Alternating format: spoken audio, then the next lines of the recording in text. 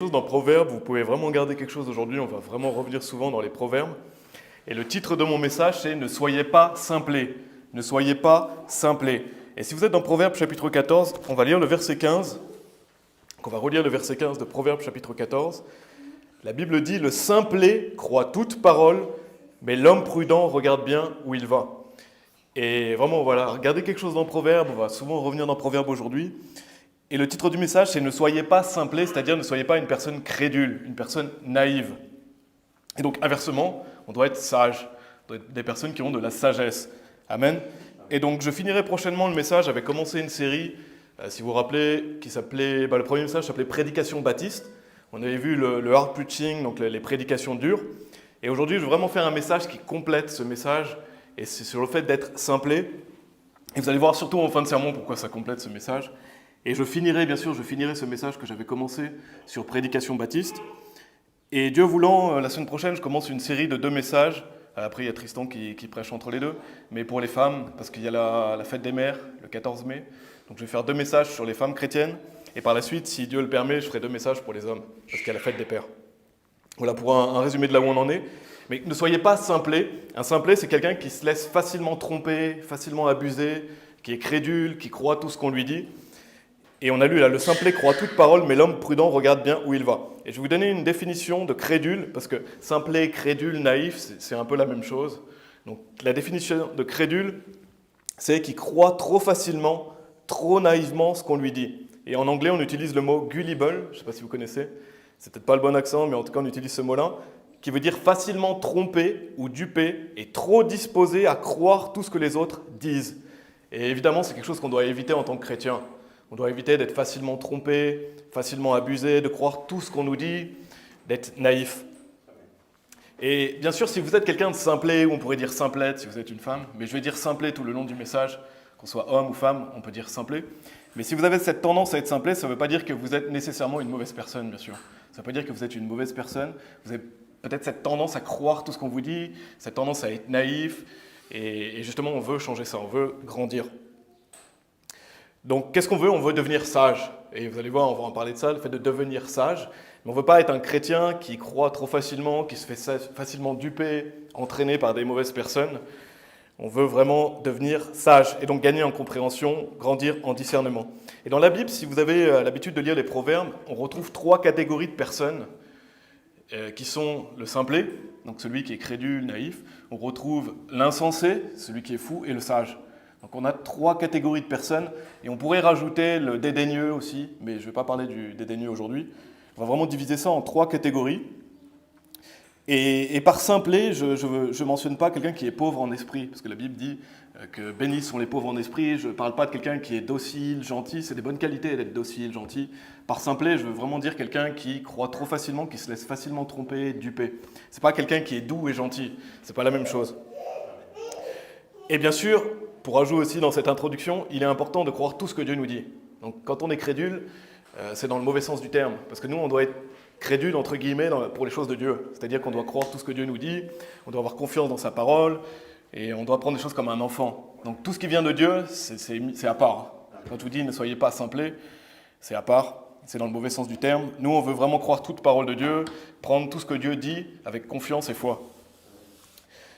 Et donc, quand je parle de quelqu'un de crédule, c'est quelqu'un qui se laisse facilement tromper, duper. Et donc, on peut appeler ça la naïveté, le fait d'être simplé. Donc, on va voir ça dans ce message. Et avant de rentrer dans les parties, vous pouvez aller dans Proverbes chapitre 15. Avant de rentrer vraiment dans les parties du message, je vais vous parler des 3 catégories de personnes. Donc, la première, c'est l'insensé. Peut-être votre Bible dit le fou. Mais sur cnrtl.fr, une définition de insensé, c'est qui est pris de folie ou qui est dénué de bon sens, de prudence, qui va à l'encontre de ce qui serait raisonnable. Donc quelqu'un d'insensé, c'est quelqu'un qui est dénué de bon sens. Donc c'est quelqu'un qui va prendre des mauvaises décisions, qui va agir follement, à l'encontre de ce qui est raisonnable, quelqu'un qui manque de prudence. Et donc on sait qu'en tant que chrétien, on a un esprit de bon sens. On ne doit pas être dénué de bon sens. Le Saint-Esprit nous donne un esprit de bon sens. Donc quelqu'un qui agit de manière folle, lui, est dénué de bon sens. Donc c'est l'inverse du Saint-Esprit, en fait. Justement, de cette folie, le fait d'être insensé. Et donc, une personne qui est imprudente, elle agit comme un fou. Vraiment, clairement, si vous êtes imprudent, ça veut dire que vous agissez de manière insensée. Et c'est ce qu'on ne veut pas. Et donc, si vous êtes dans Proverbes chapitre 15, on va voir plusieurs versets qui parlent des insensés. Je fais une brève description. Vraiment, ça fera un message complet sur les insensés.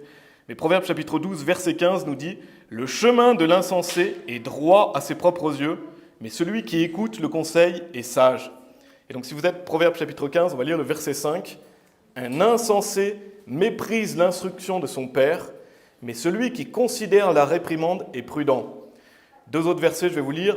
Proverbes chapitre 26, verset 11. « Comme un chien retourne à ce qu'il a vomi, ainsi un insensé retourne à sa folie. » Et chapitre 28, verset 26. « Celui qui se confie en son propre cœur est un insensé, mais quiconque marche avec sagesse, celui-là sera délivré. » Et donc on retrouve plusieurs notions ici.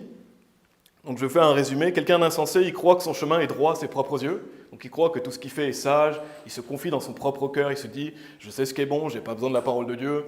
Je sais où je vais, je sais ce que je fais. » Il est dit aussi qu'il n'écoute pas les autres. Donc il méprise l'instruction de son père. Donc c'est quelqu'un qui n'écoute pas la réprimande. Il n'accepte pas d'être pris. Bien souvent, malheureusement, c'est des gens qui ne lisent pas la Bible. Il retourne à sa folie, on voit. Qu'il est dit comme un chien retourne à ce qu'il a vomi, ainsi un insensé retourne à sa folie. Donc même s'il fait des erreurs, il va refaire les mêmes. Il agit toujours de la même manière, il ne change pas. Et il est dit, c'est celui qui se confie en son propre cœur. Donc si vous vous confiez dans votre propre cœur, vous êtes un insensé.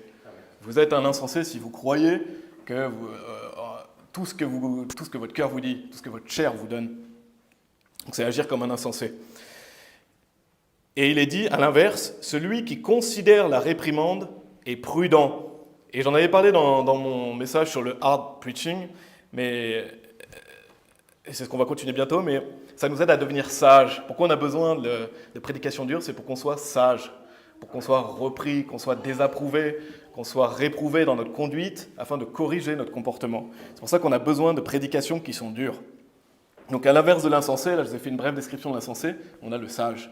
Le sage, il est à l'inverse de l'insensé, c'est vraiment deux opposés. Et le sage, lui, il écoute le conseil, donc il accepte d'être pris, il aime être pris parce qu'il veut changer, il veut s'améliorer.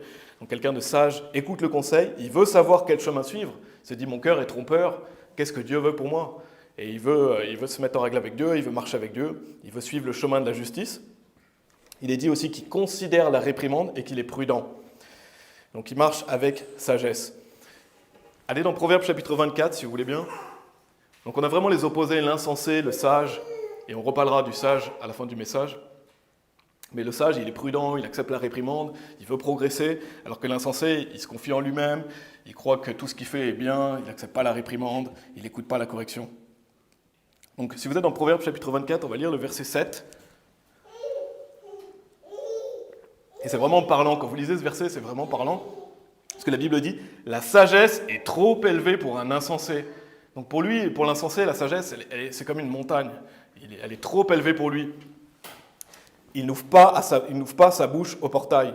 Donc on voit cette opposition entre l'insensé et le sage. Pour lui, c'est trop élevé. Parce que l'insensé, bien souvent, il veut rester sur le chemin, il ne veut pas devenir sage. Il veut rester idiot. Donc ça m'amène à la troisième catégorie. L'insensé, le sage, c'est le simplet. C'est ça qu'on va beaucoup parler aujourd'hui. Et il est un peu entre les deux. Si vous êtes quelqu'un de simplet, vous dites, moi je suis un peu comme ça, je suis un peu crédule, je suis un peu naïf, je suis un peu simplet, vous avez un choix à faire. Parce qu'il y a deux voies possibles. Vous avez la voie de l'insensé ou la voie du sage. Donc si vous êtes à ce carrefour, décidez de suivre la voie du sage. Parce que, en fait, vous n'allez pas... Je pense que quelqu'un qui est simplet, il ne va pas tout le temps rester simplet toute sa vie. Il va devenir insensé ou il va devenir sage. Donc par défaut, si vous êtes simplet et que vous ne progressez pas en sagesse, vous allez devenir insensé. Vous allez agir comme un insensé. Et donc, vraiment, faites ce choix. Quelle voie vous voulez prendre, la sagesse ou la folie? Il y a vraiment un choix à faire. Il y a deux directions opposées. Donc, si vous ne voulez pas être sage, vous allez probablement devenir un insensé. Parce qu'il n'y a pas de stagnation. C'est soit on progresse, soit on régresse. Donc, on va développer cette catégorie, le fait d'être simplet. Et pour finir d'introduire le sujet, je ne sais pas si vous connaissez, il y a un dessin animé qui s'appelle Blanche-Neige. Je pense que la plupart d'entre vous connaissent Blanche-Neige et les 7 nains. Et je ne recommande vraiment pas ça. Je ne recommande vraiment pas ça. C'est Disney, c'est pervers, c'est mauvais, c'est malsain. Si je prends cet exemple, c'est que la plupart des gens connaissent. Et il y a un nain qui s'appelle Simplet. Je ne sais pas si vous saviez, mais il y a un des 7 nains qui s'appelle Simplet dans Blanche-Neige. Et si je vous le donne, c'est parce que ce personnage, il est appelé Simplet pour une bonne raison. J'ai noté une phrase à son sujet. Il est dit qu'il n'est pas un total imbécile. Donc ils disent que ce n'est pas un total imbécile. mais il est appelé simplet parce qu'il a été surnommé par ses frères en raison de son comportement enfantin et immature. Donc pourquoi ses frères appellent ce personnage simplet? Parce qu'il est enfantin, il est immature. Et c'est vrai que quand vous voyez les enfants sont bien sûr des enfants, ils sont immatures, ils sont crédules. Donc un enfant va croire ce qu'on lui dit, un enfant a cette tendance à facilement croire, et ça c'est une bonne chose. C'est pour ça qu'il faut s'assurer que nos enfants soient sauvés dès le plus jeune âge. On s'assure que nos enfants sont sauvés. La Bible nous dit d'être comme un petit enfant, donc il y a une bonne chose, c'est que les enfants apprennent, ils ont envie d'apprendre, ils croient en leurs parents. Donc c'est le moment justement où vous devez leur enseigner le maximum de choses, maximum la Bible, qu'est-ce qui est bien, qu'est-ce qui est mal. Et donc Dieu a donné aux enfants cette crédulité, le fait qu'ils sont facilement influençables. Il va être sauvé plus facilement. Et donc nous, en tant que parents, on doit aimer nos enfants, on doit les élever dans la Bible, on doit les instruire dès la naissance avec la parole de Dieu, parce qu'ils vont beaucoup apprendre. Mais regardez ce qu'il dit aussi dans Proverbes chapitre 29, si vous voulez. Proverbes chapitre 29, en attendant, je vais vous lire Proverbes chapitre 22, verset 15. « L'absurdité est liée au cœur d'un enfant, mais le bâton de la correction la conduira loin de lui. » Et donc si vous êtes dans Proverbes 29, on va lire le verset 15. « Le bâton et la réprimande donnent la sagesse, mais un enfant livré à lui-même fait honte à sa mère. » Et c'est intéressant parce que là, vous avez 7 chapitres qui différencient ces deux versets, 22 verset 15, 29 verset 15. Et quand on les compare, c'est intéressant parce qu'on voit qu'un enfant livré à lui-même, il va faire honte à sa mère. Et pourquoi? Parce que l'absurdité est liée au cœur d'un enfant. Donc si vous ne corrigez pas votre enfant, si vous ne l'instruisez pas, il va faire honte à sa mère parce qu'un enfant, il a de la folie dans son cœur. Et donc le bâton de la correction la conduira loin de lui. Donc c'est pour ça que c'est important de discipliner, c'est important d'instruire nos enfants. Il est dit, le bâton de la correction la conduira loin de lui. Et au final, qu'est-ce que ça donne? La sagesse. Il est dit, le bâton et la réprimande donnent la sagesse. Donc en tant que parent, on doit protéger nos enfants. Si vous êtes un parent, vous devez protéger vos enfants parce que vos enfants sont crédules. Vos enfants croient facilement ce qu'on leur dit, donc vous devez les protéger des étrangers. Vous devez les protéger de ce qu'ils regardent, qu'est-ce qu'ils écoutent. Il faut absolument protéger le cœur de nos enfants. Et justement, profitons, quand on est parents, d'instruire nos enfants, de leur enseigner la voie à suivre quand ils sont petits. Et donc les enfants sont simplés, ils sont crédules, il faut les faire devenir sages. On doit faire devenir nos enfants sages, qui grandissent en maturité. Et donc quand on grandit, on devient plus mature, plus responsable, et justement on ne veut pas être un idiot, on va avoir plus de discernement. Et donc ce personnage de simplet que je vous ai donné, justement lui il est enfantin et immature. Il est enfantin et immature, et ça c'est pas acceptable pour un adulte. On ne veut pas être un adulte enfantin, immature, idiot, bonnet, simplet. On veut choisir la sagesse. Amen. On veut grandir, on veut développer de la maturité, on veut devenir un chrétien mature et sage. C'est pour ça que je vous ai donné cet exemple du petit simplet. Si vous êtes simplet, c'est fini. Vous devez devenir sage. Allez dans Jacques chapitre 1 si vous voulez. Sinon, vous allez devenir insensé. Si vous êtes simplet, vous allez devenir insensé si vous ne choisissez pas la voie de la sagesse. Donc là, vraiment, c'est une grande introduction, mais je veux vraiment différencier ces catégories qu'on retrouve dans les proverbes, l'insensé, le sage, le simplet.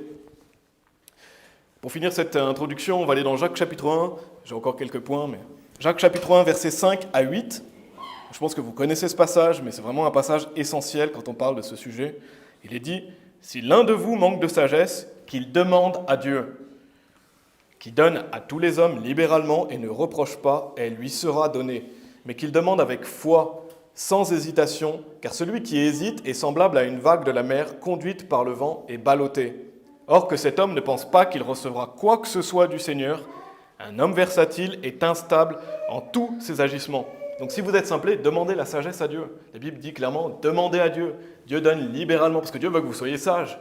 Dieu veut pas que vous soyez un simplet ou un insensé. Donc demandez à Dieu et Dieu vous donnera cette sagesse. Dieu va vous aider à maturer, à devenir plus responsable. Et c'est intéressant parce que quand on regarde, ici il est dit, ce cœur versatile, celui qui hésite, il est dit qu'il ne recevra rien du Seigneur. Il est dit, or que cet homme ne pense pas qu'il recevra quoi que ce soit du Seigneur. Donc si vous êtes un simplet, mais que vous ne voulez pas vraiment changer, vous voulez rester ce simplet, ce naïf, pensez pas que vous recevrez quoi que ce soit du Seigneur si vous lui demandez de la sagesse. Pensez pas que Dieu va vous donner de la sagesse si vous ne voulez pas changer. La Bible dit que là, Dieu donne, mais celui qui demande avec un cœur, justement, il a envie de changer. Donc si vous êtes simplet et que vous dites « Non, moi je veux rester simplet », pensez pas que vous recevrez quoi que ce soit du Seigneur, parce que vous avez un cœur partagé entre le fait d'être insensé et simplet et le fait d'être sage. Donc justement, changer et demandez vraiment, voilà, Seigneur, je suis un simplet, mais je veux devenir sage.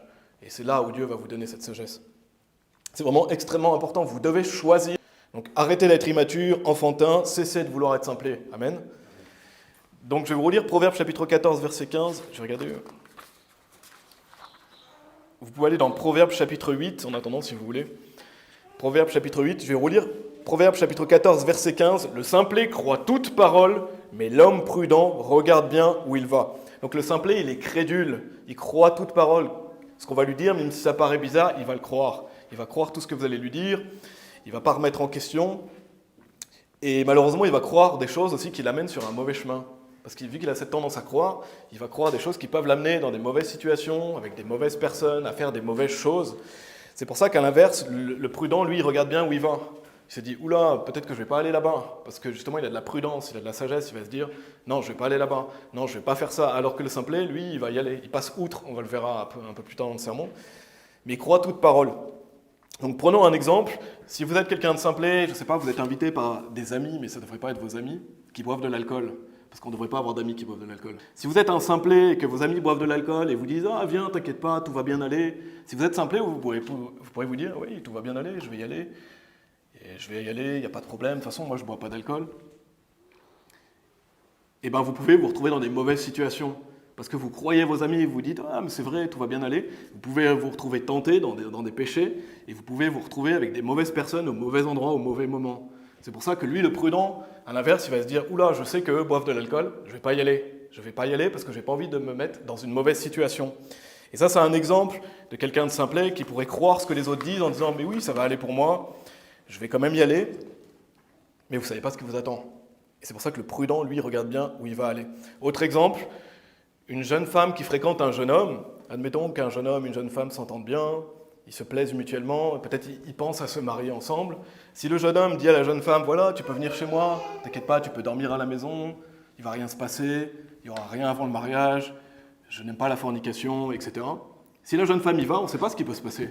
On ne sait pas ce qui peut se passer, on ne sait pas ce que le jeune homme a vraiment dans le cœur. Donc une jeune femme simplette, elle peut y aller. Et peut-être qu'ils vont commettre cet horrible acte de la fornication. Et pourquoi ? Parce qu'elle a été dénuée de bon sens. Alors que justement, la femme sage, la jeune femme sage, elle va dire non, je ne vais pas y aller, je ne vais pas mettre dans une mauvaise situation. Donc elle est prudente, elle regarde où elle va. Et inversement, c'est la même chose. Si vous êtes un jeune homme et que vous fréquentez une jeune femme qui vous dit ah non, t'inquiète pas, moi je suis quelqu'un de pieux, de pur, ne mettez-vous pas dans des mauvaises situations. Parce que vraiment, la fornication est un horrible péché. Donc soyez patients. Donc j'espère que vous voyez la différence avec ces exemples. Il y a tellement de situations dans la vie quotidienne. Vous pouvez vous mettre dans des mauvaises situations, des mauvaises choses, parce que vous êtes simplé, parce que vous ne réfléchissez pas, vous manquez de prudence. C'est applicable à beaucoup de choses de la vie. Donc soyez prudents. Regardez ce qui est dit dans Proverbes chapitre 8, verset 12.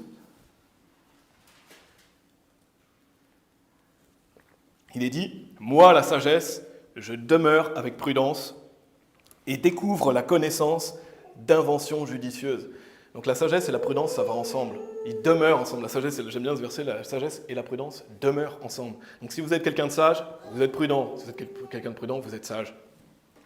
Donc c'est pour ça que développer cette sagesse, ça va vous aider à être prudent. Donc première partie, vous pouvez aller dans Proverbe 28. Donc là, on a fait une grande introduction. Je voulais vous montrer la différence entre l'insensé, le simplet, le sage et le fait d'être prudent. Là, maintenant, on va vraiment rentrer dans les parties. C'était « Ne soyez pas un insensé ». Donc, première chose, c'est attention à la flatterie. Faites très attention à la flatterie. C'est vraiment extrêmement important. Et s'il y a quelque chose que je veux que vous reteniez aujourd'hui, c'est ça. Attention à la flatterie. Parce que si vous êtes simplet, vous êtes sujet à vous faire facilement avoir par des gens qui sont flatteurs, manipulateurs. Donc, qu'est-ce que la flatterie ? Sur Larousse, il est dit « action de flatter, compliment exagéré et intéressé ». Et sur languefrançaise.fr, il est dit « louange fausse ou exagérée, donnée dans le dessein de plaire, de séduire, d'exploiter ». Donc quelqu'un qui vous flatte, il vous trompe, il vous ment. En fait, il va vous dire quelque chose, mais dans son cœur, il pense autre chose. Ce n'est pas quelqu'un de sincère. Il va exagérer, peut-être qu'il va exagérer certains compliments. En fait, il ne croit pas ce qu'il est en train de vous dire. Mais il vous le dit. Pourquoi ? Parce qu'il vous flatte, il vous trompe, il vous ment. Ce n'est pas quelqu'un qui est sincère. Et il y a une différence entre flatter et complimenter. Parce qu'il faut qu'on complimente les autres. C'est très important de complimenter, si vous le croyez bien sûr. Complimenter, encourager. Si vous avez une bonne parole à dire à un frère ou une sœur, vous pouvez le dire, c'est complimenter, encourager, parce que vous le croyez en fait, tout simplement, vous croyez ce que vous êtes en train de dire à l'autre. Quelqu'un qui vous flatte, c'est pas la même chose. C'est quelqu'un qui vous dit quelque chose, mais à l'intérieur, il ne pense pas la même chose. En fait, il est en train de vous tromper, en train de vous manipuler.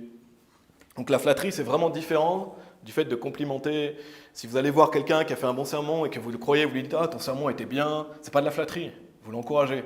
Par contre, si vous êtes quelqu'un de malfaisant et que vous allez vers quelqu'un et vous dites « Ah, ton sermon était bien », mais au-dedans de vous, vous ragez, vous n'êtes pas content, vous n'aimez pas cette personne, vous êtes en train de le flatter. Donc il y a vraiment une différence, et ça ne se voit pas forcément, hein. Ce n'est pas écrit sur le visage de quelqu'un qui est en train de vous flatter, c'est pour ça qu'il faut avoir de la sagesse, du discernement. Si c'est exagéré, si quelqu'un vous complimente de façon inappropriée ou exagérée, par exemple. Donc si vous êtes dans Proverbe 28, on va lire le verset 23. Donc la différence entre flatter et encourager, c'est qu'il y en a un qui n'est pas sincère et l'autre qui est sincère. Proverbe 28, verset 23, « Celui qui reprend un homme trouvera par la suite plus de faveur que celui qui flatte avec sa langue. » Donc si quelqu'un fait mal et que vous allez vers cette personne, que vous la flattez, c'est pas ça qu'il fallait faire, il fallait reprendre cet homme. Justement, si quelqu'un fait le mal, il doit être repris. Alors bien sûr, je ne vous dis pas de reprendre tout le monde tout le temps, ce n'est pas le sujet aujourd'hui, mais ce que je veux dire, c'est que y a des gens, vous allez mal faire, mais ils vont vous flatter au lieu de vous reprendre. Mais celui qui reprend un homme trouvera par la suite plus de faveur que celui qui flatte avec sa langue. Et il y a un chapitre plus loin, chapitre 29, on va lire le verset 5. Et ça, retenez bien ce verset. Un homme qui flatte son voisin étend un filet sous ses pieds. Donc quelqu'un qui vous flatte, il vous pose un piège sur vos pieds en fait. Il est en train de vous piéger tout simplement, il est en train de vous amener dans une mauvaise chose. C'est comme si vous êtes en train de flatter quelqu'un, et c'est pour ça que ne flattez pas les gens, vous étendez un filet sous ses pieds. Parce que vous lui mentez, vous le trompez. Donc si vous êtes simplé, attention à la flatterie. Faites bien attention aux gens qui flattent, soyez prudents. Et il y a vraiment des flatteurs et des manipulateurs, et il y en a qui sont très forts là-dedans. Donc attention à la flatterie. Ne vous laissez pas séduire et tromper. Je vais vous lire Psaume 55, verset 21, et vous pouvez aller dans Proverbes chapitre 2, si vous voulez bien. Mais je vais vous montrer un exemple vraiment que la Bible montre. C'est dans Psaume 55, verset 21. Il est dit « Les paroles de sa bouche étaient plus lisses que le beurre, mais la guerre était dans son cœur. Ses paroles étaient plus douces que l'huile, cependant, elles étaient des épées tirées. » Donc on voit cette personne, et c'est assez effrayant quand vous pensez à ça. Si vous pensez à ça, c'est qu'il y a quelqu'un qui va vous donner des paroles plus lisses que le beurre, plus douces que l'huile. Il va vous flatter, vous dire « Oh, je t'aime trop », etc. Ça paraît lisse, ça paraît comme du beurre, comme de l'huile. Mais la Bible dit « La guerre était dans son cœur. Cependant, elles étaient des épées tirées. » Donc en fait, dans son cœur, il vous déteste. Dans son cœur, il veut vous amener dans un piège, il veut vous manipuler. Et quand vous pensez à ça, la Bible met en garde qu'il y a des gens comme ça. Des gens qui vont vous pourrez croire que c'est des compliments, mais en fait, ils vous flattent. Donc c'est plutôt effrayant. Et c'est une image de ce qui se passe dans le cœur de quelqu'un qui vous flatte. C'est pour ça que je dis, retenez bien ça, si vous avez cette tendance à être simplé, il y a des gens dans leur cœur, quand ils vous disent des choses, en fait, ils ont la guerre dans leur cœur. Ils pensent des mauvaises choses sur vous. Donc ne soyons pas hypocrites et flatteurs. Donc si vous êtes dans Proverbe chapitre 2, on va lire par rapport à la femme étrangère. Parce que la Bible parle à plusieurs reprises de la femme étrangère, la femme inconnue. En fait, c'est celle qui n'est pas votre femme. C'est celle qui n'est pas votre femme, et c'est celle qui veut commettre fornication ou adultère avec vous. Et j'en parlerai plus dans un prochain message. Je vais mentionner quelque chose à ce sujet parce qu'elle flatte, et donc c'est important vu que je parle de flatterie. C'est des femmes qui flattent. On le voit dans Proverbe chapitre 2, verset 16. Il est dit « Pour te délivrer de la femme étrange, c'est-à-dire de l'étrangère qui flatte avec ses lèvres. » Donc il y a des femmes, si vous êtes un jeune homme ou un homme, qui vont vous flatter pour vous séduire, pour vous manipuler, pour vous tromper. La Bible met vraiment en garde contre la femme étrangère. Et si vous êtes simplé, vous pouvez vous faire facilement avoir par ce genre de personnes. Donc justement, il faut avoir de la sagesse et du discernement. Et on voit, parce qu'en plus, si vous lisez Proverbe chapitre 7, on voit que le simplé, il se fait avoir par elle. Je ne vais pas relire tout Proverbe chapitre 7, mais cet homme simplé, il va se laisser séduire par cette femme. Il va se laisser séduire par ses flatteries. Parce qu'en plus, c'est intéressant, parce que quand vous regardez le passage, il est mention du fait qu'elle dit « Ah, je te cherchais diligemment », comme si elle cherchait lui, seulement lui. Et en fait, c'est dit dans la Bible qu'elle est à tous les coins de rue. En fait, elle cherche n'importe qui, et elle fait croire à cet homme « Ah, c'est toi que je recherchais, c'est toi que je voulais ». Et en fait, elle est en train de flatter cet homme pour l'amener à la destruction. Donc attention à la femme étrangère qui pourrait vous dire « Ah, tu es l'homme le plus merveilleux, tu es l'homme le plus chrétien possible, tu es celle qui vous flatte avec ses lèvres et qui vous fait croire que vous êtes spécial, alors qu'en fait, elle flatte tout le monde. Tout ce qu'elle veut, c'est commettre la fornication ou l'adultère avec vous. Et de même, si vous êtes une femme, c'est la même chose avec un homme. On pourrait dire l'homme étranger, l'homme qui n'est pas votre mari, l'homme qui est étranger à vous, qui veut commettre la fornication ou l'adultère avec vous et qui va vous flatter pour avoir quelque chose de vous, pour vous tromper, vous séduire. Allez dans Marc chapitre 12, si vous voulez bien. Donc attention à la flatterie. Si vous êtes jeune, vraiment attention à cette flatterie, que ce soit un jeune homme ou une jeune femme. Attention aussi à la flatterie quand on est un chrétien de manière générale. C'est extrêmement important. On va voir dans Marc chapitre 12 un exemple où des gens flattent le Seigneur Jésus-Christ. C'est des versets 13 à 17. Et c'est bien qu'on en parle aujourd'hui parce qu'en fait, Arthur a fait un message complet sur ce passage. Enfin, c'était dans Luc chapitre 20, mais c'est un passage parallèle sur le fait de rendre à Dieu ce qui est à Dieu. Mais on voit vraiment que ces gens-là, ils flattent le Seigneur Jésus. Il est dit, et ils lui envoyèrent certains des pharisiens et des hérodiens afin de le prendre au piège dans ses paroles. Et lorsqu'ils arrivèrent, ils lui dirent, Maître, nous savons que tu es vrai et que tu ne te soucies de qui que ce soit, car tu ne regardes pas à la personne des hommes, mais tu enseignes le chemin de Dieu selon la vérité. Et donc là, on pourrait se dire, waouh, ils sont vraiment pieux, ces gens-là, ils aiment le Christ. Et il y a des gens comme ça qui vont venir dans les églises, qui vont flatter le pasteur et dire, ah, tu connais tellement bien la Bible, apprends-moi la vérité, etc. Mais en fait, Jésus-Christ n'est pas dupe, parce que lui-même est la sagesse incarnée. Il dit, est-ce permis de donner le tribut à César ou non? Le donnerons-nous ou ne le donnerons-nous pas? Mais lui, connaissant leur hypocrisie, leur dit, pourquoi me tentez-vous? Apportez-moi un denier, que je puisse le voir. Et ils lui apportèrent, et il leur dit, de qui est cette image et inscription? Et ils lui dirent, de César. Et Jésus répondant, leur dit, rendez à César les choses qui sont à César, et à Dieu les choses qui sont à Dieu. Et ils s'émerveillèrent à son sujet. Donc je ne vais pas développer ça, Arthur en a déjà parlé, mais on voit que, bien sûr, le Seigneur Jésus, c'est la sagesse incarnée. Il sait que c'est des hypocrites. Il sait qu'ils sont en train de le flatter. Et ça montre vraiment ce proverbe qu'on a vu, verset 5 du chapitre 29, « Un homme qui flatte son voisin étend un filet sous ses pieds. » Et là, on voit que la Bible, elle est merveilleuse parce qu'on voit vraiment une situation réelle de ce proverbe. On voit une situation réelle d'un proverbe, c'est-à-dire que là, ils sont en train de flatter Jésus-Christ pour le piéger. Ils veulent qu'il soit détruit, bien sûr, ils veulent sa mort. Et ils n'ont pas des bonnes intentions vers lui quand ils disent ces mots-là. On pourrait dire, c'est plus lisse que le beurre, c'est plus doux que l'huile. Non, ils le flattent pour le manipuler. Donc Jésus-Christ, bien sûr, a vu leur hypocrisie. Et vous pouvez aller dans Proverbe 8. Si vous voulez bien, Proverbe chapitre 8, comme j'ai dit, on va vraiment bien souvent les proverbes, on garder quelque chose dedans. Mais Jésus-Christ, mes amis, c'est la sagesse. Il est la sagesse. Et quand vous lisez Proverbe chapitre 8, ça parle beaucoup du Seigneur Jésus. Il est la sagesse, en lui demeure toute sagesse. Mais regardez le verset 5, il est dit « Ô vous simplés, comprenez la sagesse ». Donc si vous êtes simplés, « Ô vous simplés, comprenez la sagesse ». Et vous, insensés, soyez d'un cœur compréhensif. Donc c'est intéressant parce que là, dans ce passage, vous voyez, il est parlé des simplés, des sages et des insensés, dans le même verset. Et donc un simplé, si vous vous reconnaissez là-dedans, vous devez comprendre la sagesse. Vous devez rechercher la sagesse. Vous devez la demander à Dieu. Vous devez vous attacher à la sagesse. Alors que justement, l'insensé, il doit quoi? Lui, il doit déjà rendre son cœur compréhensif. Il doit rendre son cœur plus tendre pour accepter la correction, la réprimande, parce qu'un insensé, c'est pire qu'un simplé. Et donc, recherchez, comprenez cette sagesse. Et si vous êtes insensé, il y a un cœur compréhensif pour comprendre la sagesse. Donc, pour en revenir à Marc chapitre 12, on voit que Jésus discerne leur flatterie. Et un bon moyen que je peux vous donner de discerner la flatterie des gens, c'est de regarder si ce qu'ils vous disent, ça correspond à leurs actions. Est-ce que ce qu'ils vous disent est en lien vraiment avec comment ils agissent? Vous pouvez voir la différence entre ce qu'ils disent et ce qu'ils font. C'est un moyen de voir quelqu'un qui flatte ou quelqu'un qui est un hypocrite. Alors, est-ce que ce qu'ils disent concorde avec qui ils sont et qu'est-ce qu'ils font dans leur vie? Et donc attention, si vous voyez quelqu'un qui vous dit des choses et que vous voyez que ses actions vont à l'opposé de ce qu'il vous dit. Faites attention à ça. Vraiment, la flatterie, c'est une des plus grandes armes de l'ennemi. Et attention aussi aux personnes narcissiques. Et j'ai fait un message complet sur le narcissisme. Si vous ne l'avez pas entendu, je vous invite vraiment à l'écouter. Mais une personne narcissique, elle a tendance à flatter. Et j'avais parlé des pervers narcissiques qui, selon moi, sont des réprouvés. Je l'ai montré dans ce message-là, que les pervers narcissiques sont des réprouvés.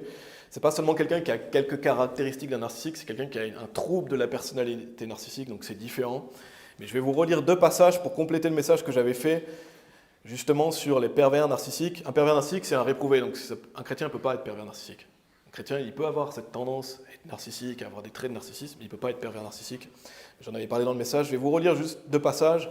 Sur justice et perversionnarcissique.fr, il est dit « Les victimes de pervers narcissiques sont généralement des personnes généreuses, sincères, aimables, ouvertes aux autres, souvent dotées d'une forte capacité d'empathie et font preuve d'une certaine dose de naïveté. » Et je vous mentionne ça parce que si vous êtes à cette tendance à être naïf, vous pouvez vous faire avoir par ces gens-là, ces pervers narcissiques, ou même par quelqu'un de narcissique qui n'est pas forcément à réprouver, mais qui est narcissique, parce que vous avez cette tendance à avoir cette naïveté, le fait d'être simplé. Et justement, les personnes narcissiques peuvent prendre pour victimes des gens qui sont naïfs, des gens qui sont simplés. Un autre paragraphe que je vais vous lire, c'est sur clinique-e-santé. Il est dit, donc c'est un article qui s'appelle « Victime d'un pervers narcissique, 11 signes qui le prouvent », un article du 30 juin 2021, et je ne vous recommande pas cet article. Il n'y a pas tout qui est bon dans l'article, simplement je voulais mentionner ce passage. Il y a plusieurs signes qui montrent qu'une personne peut être pervers narcissique. Le signe numéro 5, je ne vais pas vous lire tout le paragraphe, mais il est dit « Il vous fait culpabiliser et se fait passer pour la victime ». Il est dit « Le pervers narcissique a également tendance à se victimiser pour manipuler, plus particulièrement si on lui reproche quelque chose. Il n'hésite pas à parler de son passé difficile et des souffrances qu'il a endurées pour qu'on le prenne en pitié. Il se fait passer pour la victime régulièrement afin de ne pas passer pour le bourreau qu'il est véritablement.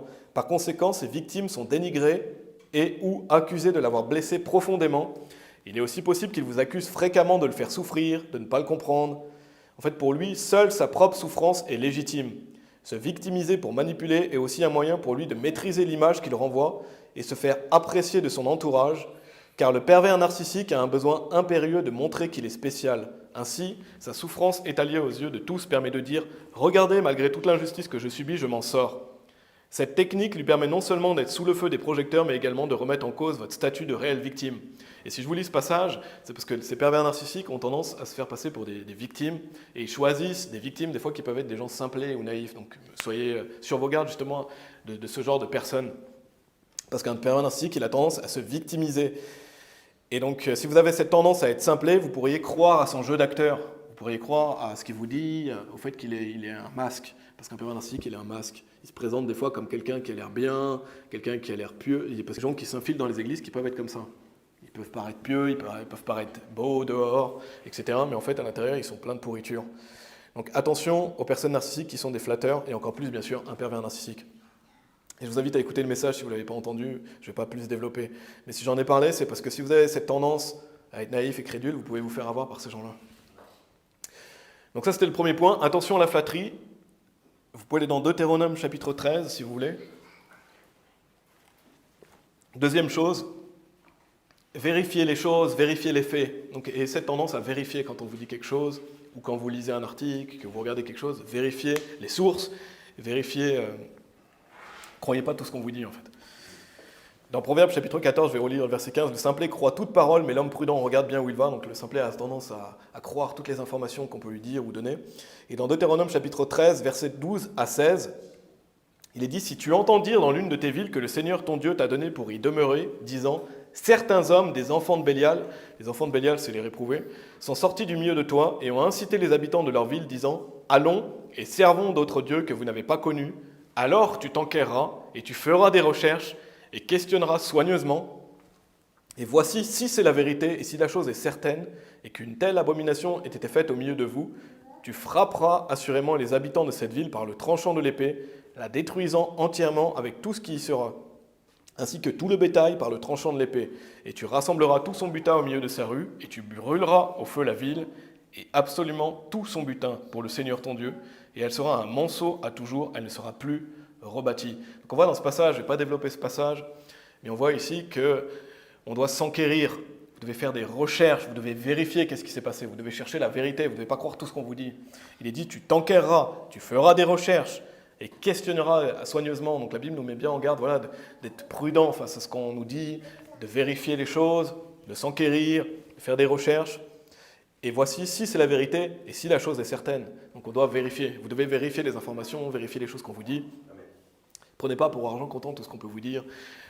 Et tous les conseils qu'on peut vous donner aussi. Donc soyez prudents. Donc notamment par exemple, aujourd'hui bien sûr, il y a Internet et il y a beaucoup de fausses informations sur Internet. Il y a beaucoup de fake news, de hoax. Donc si vous avez cette tendance à croire tout ce qu'on vous dit sur Internet, vérifiez. Et un bon moyen de vérifier quand vous lisez un article, c'est aller sur la page d'accueil. Regardez quel genre de site c'est. Si vous voyez tout un tas d'articles bizarres, dites-vous que c'est des fake news probablement. Donc vérifiez les informations où vous allez, vérifiez les sites que vous suivez, vérifiez les vidéos que vous regardez, les livres que vous lisez. Donc justement, développez ce discernement. Et si vous êtes quelqu'un de sincère, et c'est le pasteur Anderson qui l'avait dit, ça m'a marqué, c'est que si vous êtes quelqu'un de sincère, vous pourriez avoir cette tendance à croire que les gens sont sincères en fait. Par exemple, si vous-même vous êtes quelqu'un de sincère, vous pouvez croire que les autres sont sincères. Mais ce n'est pas toujours le cas. C'est pas toujours le cas. Sachez qu'il y a des gens qui ne sont pas sincères. Donc vous gardez cette sincérité. Gardez votre sincérité, mais il y a des gens qui ne sont pas sincères. Donc ne croyez pas que tous les gens à qui vous parlez sont bienveillants envers vous, sont sincères envers vous, vous veulent du bien, parce que ce n'est pas du tout le cas. On n'est pas dans un monde, on est dans un monde rempli de péché, de violence, dans un monde rempli de perversion. Donc soyez prudents avec ce qu'on vous dit. Soyez prudents quand quelqu'un vous parle. Les gens ne sont pas toujours bien intentionnés envers vous, malheureusement. Ça sera au paradis. Amen.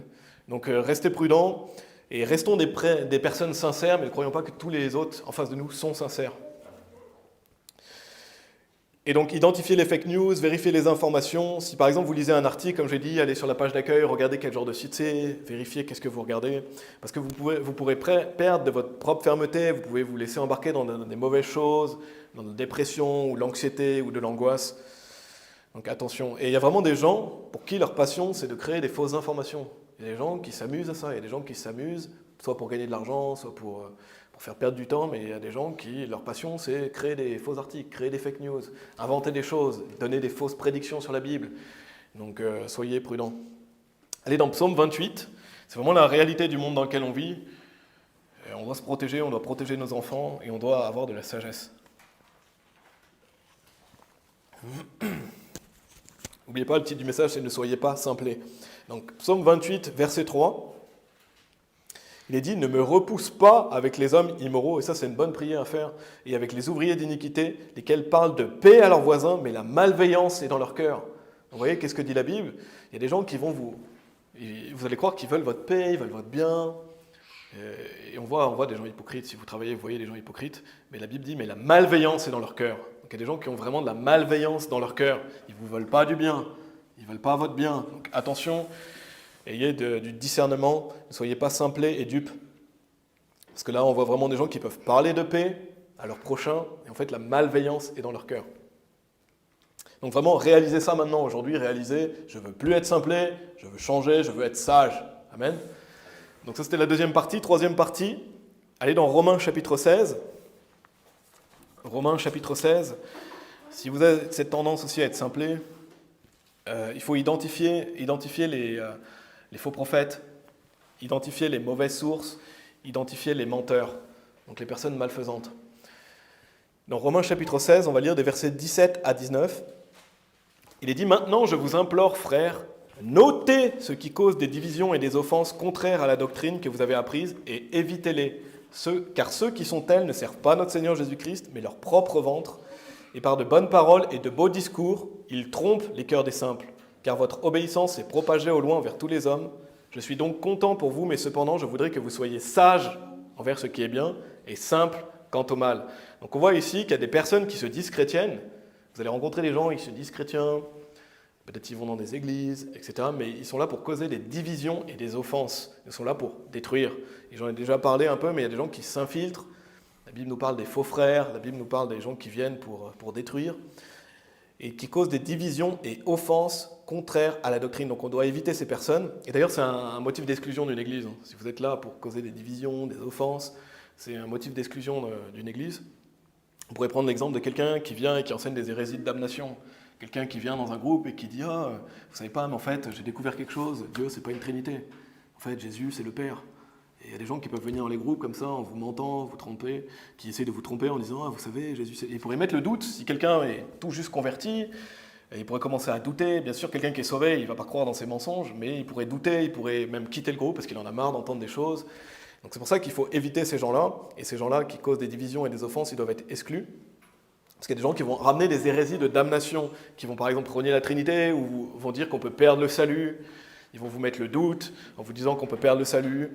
Parce qu'il est dit, car ceux qui sont tels ne servent pas notre Seigneur Jésus-Christ, mais leur propre vente, et par des bonnes paroles et des beaux discours, ils trompent les cœurs des simples. Donc ils peuvent tromper facilement les gens qui sont simplés.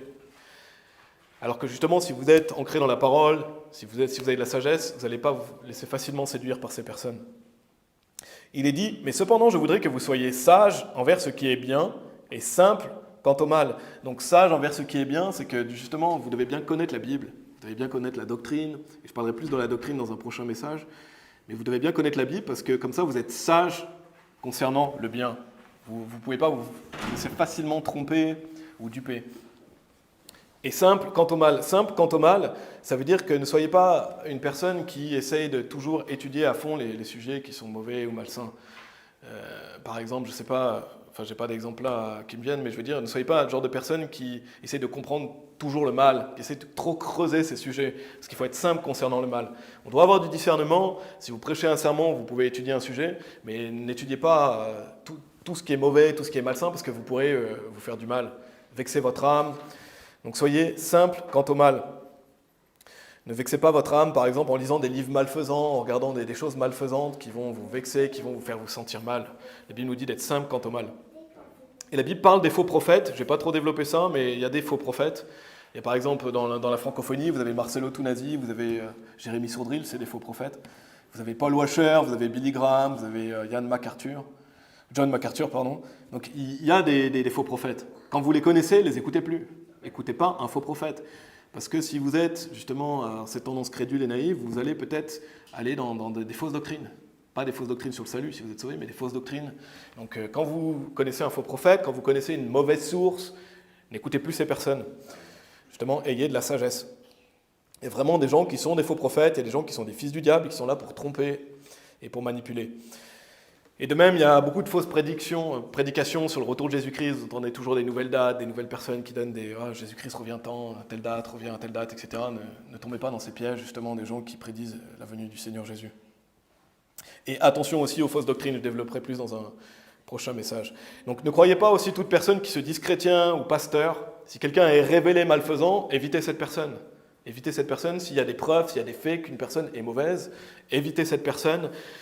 Donc par exemple, si quelqu'un se dirait frère ou sœur et viendrait dans notre groupe, s'il est prouvé que cette personne est malfaisante, évitez cette personne. Évitez cette personne et ne vous laissez pas tromper et duper par une personne qui viendrait vous flatter ou vous faire rebeller contre l'autorité ou qui essaierait de vous détourner. Par contre, si quelqu'un, par exemple, vient dans notre groupe, je ne sais pas, et commet la fornication, parce que la fornication est un péché qui est digne d'exclusion, et que la personne ne veut pas se repentir, elle est exclue du groupe. Mais si la personne se repent, elle dit non, moi je ne veux plus commettre ça, on doit pardonner, on doit oublier, on doit réintégrer la personne. Amen. Mais par contre, si quelqu'un vient ici et qui vient amener des fausses doctrines, et qui vient pour détruire, qui vient avec des mauvaises intentions, et que cette personne est prouvée, évitez cette personne et faites attention et soyez vraiment sur vos gardes par rapport à des gens comme ça. Et ça n'empêche pas d'être hospitalier, on doit être hospitalier, on doit espérer le meilleur des gens, on doit donner le bénéfice du doute, mais quand il y a des preuves, quand il y a des drapeaux rouges, alors ouvrez les yeux, ne soyez pas à justifier les immoraux, comme dit la Bible. On ne justifie pas les immoraux. Et donc, ne soyez pas des idiots et des simplés à ce sujet-là. Amen. Et non plus, ne soyez pas des défenseurs des bourreaux. Parce qu'il y a cette tendance, je ne sais pas pourquoi, chez les êtres humains, des fois, à défendre les bourreaux au lieu de défendre les victimes. Ne soyez pas des défenseurs de ceux qui sont des bourreaux. Si quelqu'un est malfaisant, prenez pas le parti de cette personne. Ayez plutôt de la pitié et de la compassion pour la victime. C'est la victime qui est à plaindre, ce n'est pas celui qui a fait le mal et qui a été écarté. Et ça, c'est vraiment important, parce que c'est vraiment répugnant si vous mettez du côté des méchants. Vous devez vous mettre du côté de ceux qui sont victimes. Donc ça, c'était la troisième partie. Vous pouvez retourner dans Proverbes.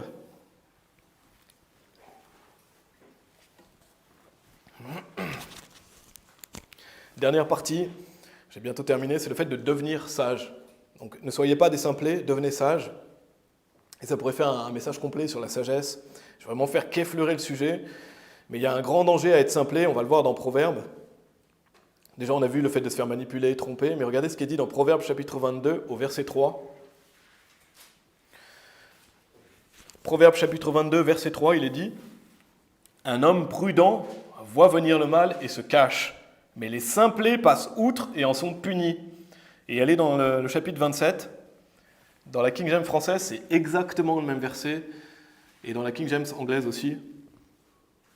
Je ne sais pas si dans la Osterwald c'est la même chose, la Osterwald 1744, mais il est dit au Proverbe chapitre 27, verset 12, « Un homme prudent voit venir le mal et se cache, mais les simplés passent outre et en sont punis. Donc, je ne sais pas si vous avez noté quelque chose, c'est exactement le même verset, mot pour mot.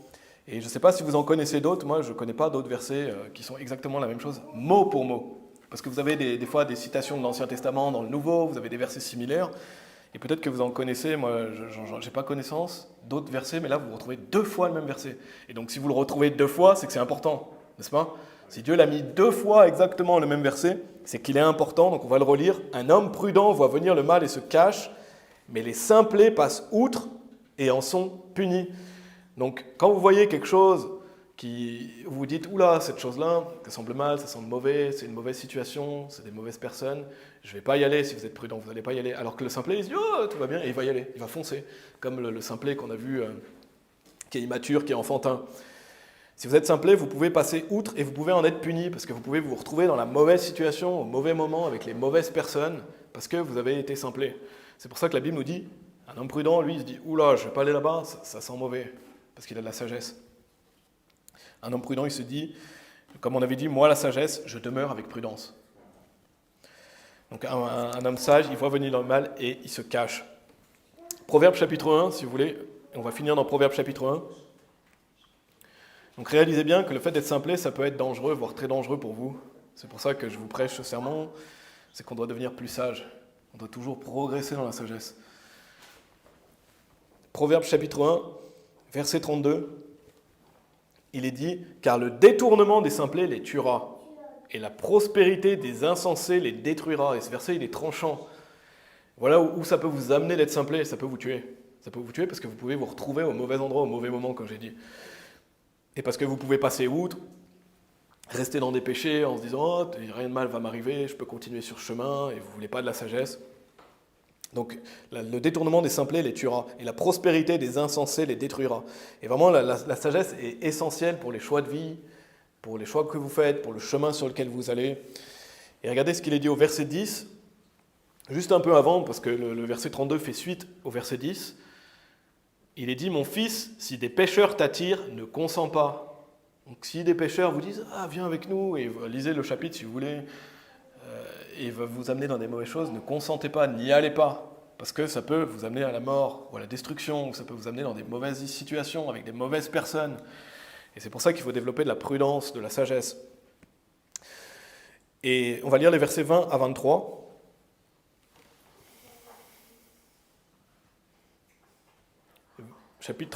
Toujours chapitre 1, versets 20 à 23. Il est dit « La sagesse crie au dehors, elle profère sa voix dans les rues, elle crie dans le lieu animé des carrefours, aux entrées des portails. Dans la ville, elle profère ses paroles, disant « Jusqu'à quand, vous, simplés, aimerez-vous la simplicité? Et les dédaigneux se délecteront-ils dans leur dédain? Et les insensés haïront-ils la connaissance? Tournez-vous à ma réprimande. Voici, je répandrai mon esprit sur vous, je vous ferai connaître mes paroles. » Et donc c'est pour ça que je vous ai dit que ça rejoignait le message que j'avais fait avant, sur le hard preaching, le fait que, je ne sais pas si vous vous rappelez, mais le fait d'être désapprouvé, réprouvé, repris, corrigé. Parce que si vous êtes simplé, vous devez vous tourner à la réprimande de la sagesse. Vous devez vous tourner au fait d'être repris, d'être corrigé.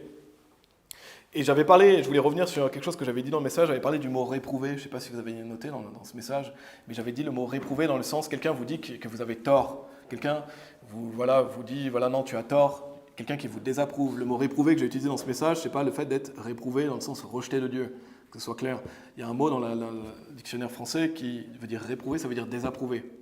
Donc si vous avez écouté ce message et vous dites « Oula, pourquoi il a utilisé le mot réprouvé ?» C'était pour autre chose, que ce soit clair. Ce n'est pas être un enfant du diable. Quand quelqu'un vous réprouve, c'est qu'il vous dit « Voilà, tu as tort, tu ne devrais pas faire ça. » On retrouve ce mot réprouvé ou désapprouvé. Et donc, la sagesse ici vous dit « Tournez-vous à ma réprimande ». Et c'est ça que vous devez faire si vous êtes simplé. Laissez-vous reprendre, laissez-vous corriger, changer, renouveler votre intelligence.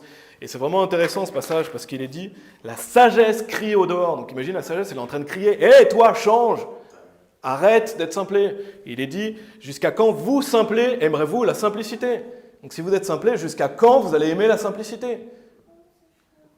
Tournez-vous à ma réprimande. Devenez sage. Et c'est pour ça, la sagesse, elle crie au dehors. « Hé, toi, détourne-toi de ta simplicité, deviens sage. » Et c'est ce que je vous dis aujourd'hui, si vous êtes simple, Détournez-vous et acceptez la réprimande, changez. Et lisez les proverbes. Dans les proverbes, il y a plein de sagesse. Lisez les proverbes, demandez à Dieu, mais ne demeurez pas sur ce chemin de la simplicité. C'est vraiment intéressant parce que la sagesse, elle crie au dehors, c'est ce que dit la Bible. Parce que Dieu veut que vous suiviez la sagesse, Dieu veut que vous deveniez sage. Jusqu'à quand vous simplez, aimerez-vous la simplicité? C'est une bonne question à se poser. Jusqu'à quand vous allez aimer la simplicité si vous êtes simplé? J'espère que c'était jusqu'à aujourd'hui, non, c'est fini. Maintenant je deviendrai sage. Tournez-vous à ma réprimande, voici je répandrai mon esprit sur vous, je vous ferai connaître mes paroles. Et en plus Dieu, il vous rassure, il dit justement, changez, acceptez d'être repris, et Dieu va répandre son esprit sur vous, Dieu va vous donner cette sagesse. Donc n'ayez pas ce cœur versatile. Donc on avait lu le verset 32, souvenez-vous, car le détournement des simplés les tuera, et la prospérité des insensés les détruira. Et je pense que vous voulez plutôt être dans le verset 33, juste après. Lisez le verset 33. « Mais quiconque m'écoute demeurera en sécurité et sera tranquille sans crainte du mal. » Je pense que vous voulez plutôt être dans le verset 33 que dans le verset 32. Verset 32, « Le détournement des simplés les tuera. » Verset 33, « Mais quiconque m'écoute demeurera en sécurité et sera tranquille sans crainte du mal. » Qui ne veut pas être tranquille sans crainte du mal, demeurer en sécurité? Pour ça, vous devez aller vers la sagesse qui crie au dehors. Et donc c'est la conclusion de ce message. Ne soyez plus simplés. Si vous avez cette tendance, encore une fois, ce n'est pas parce que vous êtes une mauvaise personne nécessairement, mais il est temps de grandir, il est temps de devenir plus mature, il est temps d'arrêter d'être enfantin, ou de croire tout ce qu'on vous dit, ou de ne pas avoir de discernement, justement de développer ce discernement. Devenez quelqu'un de sage, ça vous aidera vraiment dans vos choix de vie, les personnes que vous allez fréquenter, et c'est la Bible qui va vous aider justement à savoir toutes ces choses. Écoutez la sagesse, et le Seigneur Jésus-Christ est la sagesse. Donc écoutez la parole de Dieu, et acceptez, comme je l'avais dit dans le message du hard preaching, acceptez la correction, aimez qu'on vous reprenne, aimez être repris, tournez-vous à la réprimande de la sagesse, et ainsi vous demeurerez en sécurité, vous serez tranquille et sans crainte du mal. Amen. On va prier. Merci Père. J'ai conscience que ce message n'est pas forcément évident, Seigneur, il y a beaucoup d'informations, et voilà, j'invite toute personne qui a écouté à lire les proverbes, et il y a beaucoup de choses à dire sur la sagesse. Et merci Père, parce que tu cries, ta parole crie au dehors, et tu veux qu'on se détourne de notre simplicité, dans le mauvais sens du terme, le fait d'être simplé. Voilà, que nous ne soyons pas ni simplés, ni dédaigneux, ni insensés. Je t'en prie Père, aide-nous à progresser, donne-nous de la sagesse.